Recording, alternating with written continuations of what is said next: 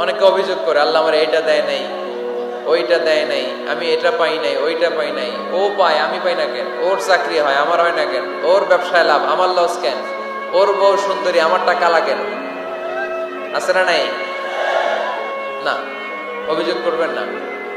আপনি যে অবস্থানে থেকে অখুশি, আপনি যেই অবস্থানে থেকে আল্লাহর কাছে অভিযোগ করতেছেন, আপনার এই অবস্থানে আসার জন্য অনেকে আল্লাহর কাছে দোয়া করতেছে, ঠিক কিনা? কিন্তু আপনি এই অবস্থানে খুশি না। অনেকে এই অবস্থানে আসতে চায়, তাদের স্বপ্ন যে তারা একদিন আপনার স্থানে আসবে, কিন্তু আপনি আপনার জায়গায় থেকে খুশি না। এজন্য উনজুর ইলা মান হুয়া আসফালা মিনকা, তোমার চেয়ে যে খারাপ অবস্থায় আছে তার দিকে তাকাও, তাহলে তোমার মনের দুঃখ ঘুচিয়ে দিবে কে? আপনার চেয়ে যে খারাপ অবস্থানে আছে তার দিকে দেখেন কি অবস্থা। আপনি এইটা চান, ওইটা চান, কত কিছু লাগবে আপনার। হসপিটালে যে দেখেন ক্যান্সারে আক্রান্ত রোগীদের কি অবস্থা দেখেন। ক্যান্সার যার নেই কোনো অ্যান্সার, বাঁচবে না সে। ওরে যে জিজ্ঞেস করেন, ভাই আমি তো বাড়ি চাই, গাড়ি চাই, আমার অনেক অভিযোগ, আমি এটা চাই, ওটা চাই, তুমি কি চাও? ক্যান্সার আক্রান্ত রোগীটা বলবে, আমি কিচ্ছু চাই না, আমি খালি বাঁচতে চাই। ক্যান্সার আক্রান্ত রোগীটা কি চায়? শুধু কি চায়? বাঁচতে চায়। আর আমাদের অনেক কিছু লাগবে। এজন্য বেঁচে যে আছি, এই জন্যই আলহামদুলিল্লাহ। শ্বাস প্রশ্বাস যে নিতে পারতেছি, বেঁচে আছি, অনেক দিয়েছে প্রভু, আর কিছু লাগবে না, আলহামদুলিল্লাহ পড়েন। চাওয়ার কোনো শেষ নাই, আছে? লাউ আন্না লিকুল্লি ইবনি আদম ওয়াদিয়ান মিন যাহাব আহাব্বা আন ইয়াকুনা লাহু ওয়াদিয়ান ওয়া লা ইয়ামলা ফাহু ইল্লা তুরাব। প্রত্যেক বনি আদমকে আল্লাহ তাআলা একটা করে স্বর্ণের পাহাড়ের মালিকও যদি বানিয়ে দেয়। কিসের পাহাড়? সবাই বলেন। দেখছেন শরীয়তপুরে? শরীয়তপুরে নাই স্বর্ণের পাহাড়? কোন দেশে আছে? সৌদি আরব। স্বর্ণের পাহাড় নাই, স্বর্ণের খনি আছে। স্বর্ণের পাহাড় এই পৃথিবীতে হবে না, স্বর্ণের পাহাড় পাওয়া যাবে জান্নাতে, ঠিক কিনা? প্রত্যেককে যদি আল্লাহ একটা করে স্বর্ণের পাহাড়ের মালিকও বানিয়ে দেয়, তারা আরো একটা স্বর্ণের পাহাড়ের মালিক হতে চাইবে। আচ্ছা বুঝে শুনে উত্তর দেন তো, আল্লাহ যদি আমাকে একটা স্বর্ণের পাহাড়ের মালিক বানিয়ে দেয়, আমার 14 পুরুষ এই পাহাড়, স্বর্ণের পাহাড় কেটে কেটে ভেঙে ভেঙে বিক্রি করে খেয়েও এই পাহাড়ের অর্ধেকও কি শেষ করতে পারবো? তাহলে আরেকটা লাগবে কেন? স্বভাব, ঠিক কিনা? স্বভাব কি? তো একটা স্বর্ণের পাহাড়ের মালিক যদি আমি হই, আমার 14 পুরুষ খেয়েও শেষ করতে পারবে, তারপরেও আমি আরেকটা কেন চাই? স্বভাব। আল্লাহর হাবিব বললেন এটা স্বভাব। ওয়ালা ইয়ামলা আফাহু ইল্লা তুরাব। কবরের মাটি ছাড়া কোনো কিছুই তার এই জিহ্বাটারে থামাতে পারবে। যার আছে যত বেশি, তার আরো চাই তত বেশি। মানুষের আছে যত বেশি, তার চাই তত বেশি। শেখ সাদি রাহিমাহুল্লাহ, ইরানের বিখ্যাত কবি, বালাগাল উলা বিকামালিহি কাশাফাত দুজা বিজামালিহি, এই কবিতা লিখে বিখ্যাত হয়েছিলেন। তো ওনার একটা সময় আর্থিক দৈন্যতা যাচ্ছিল, টাকা পয়সা ছিল না, ফলে পায়ে দেওয়ার মতো জুতা ছিল না। কি ছিল না? জুতা ছিল না। তো খুব আফসোস করে একদিন মনে মনে আল্লাহরে বলে, আল্লাহ আমি এত বড় কবি, আমার পায়ে দেওয়ার মতো জুতা নাই। আহা, আফসোস করে ঘর থেকে বের হয়েছে। বের হয়ে দেখে এক ভিক্ষুক ভিক্ষা করে, ওই ভিক্ষুকের 2টা পাই নাই। ভিক্ষুকের 2টা, আর কবি সাহেবের কি নাই? জুতা নাই।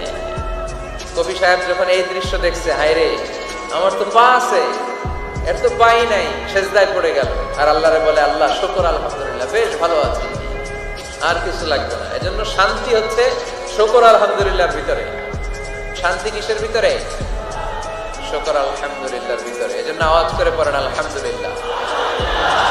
আপনার চাহিদার কোনোদিন শেষ হবে না। দেখবেন যার পা নাই, সে পা দেখে আফসোস করে, ইস লোকটা হেঁটে যায়, কি সুন্দর যায়, আমি তো হাঁটতে পারি না, যদি হাঁটতে পারতাম, যদি 2টা পা থাকতো।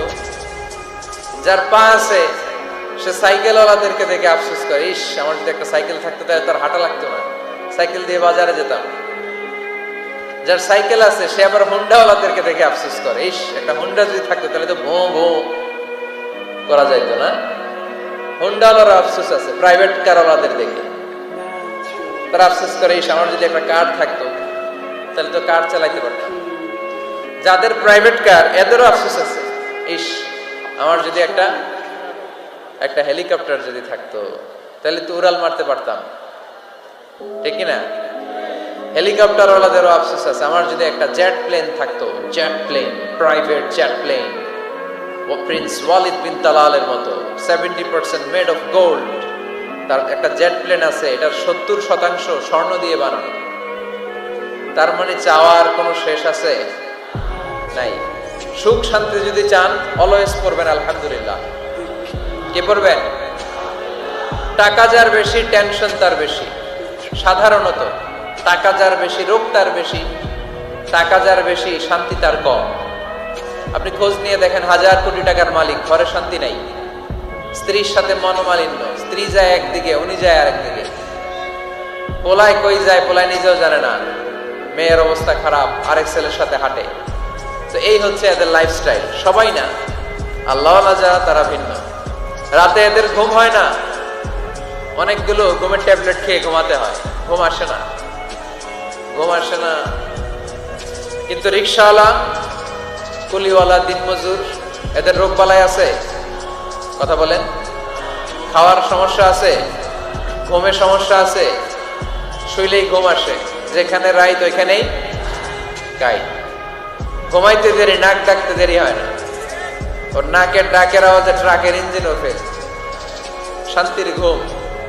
এই জন্য সবসময় শান্তি খুঁজতে হবে। কি খুঁজবো? শান্তি দেওয়ার মালিক কে?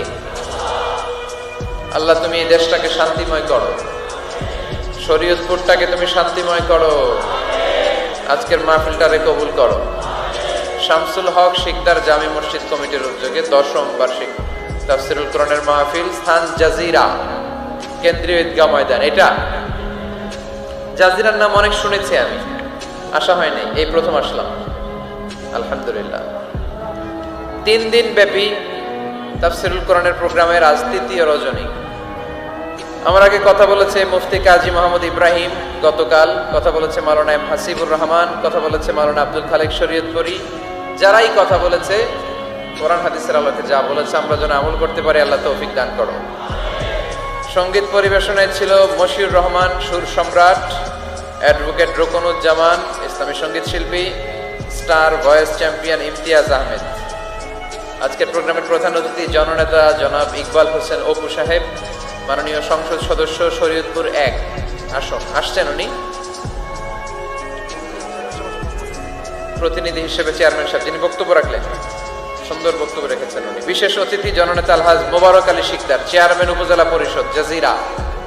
মাশাআল্লাহ, কত সুন্দর ইসলামের পক্ষে কথা বললো। এরকম চেয়ারম্যান আমরা চাই কি চাই না? অনেক চেয়ারম্যান মাহফিল বন্ধ করে দেয়, আছে না নাই? এগুলো ওনারা ভুল করে।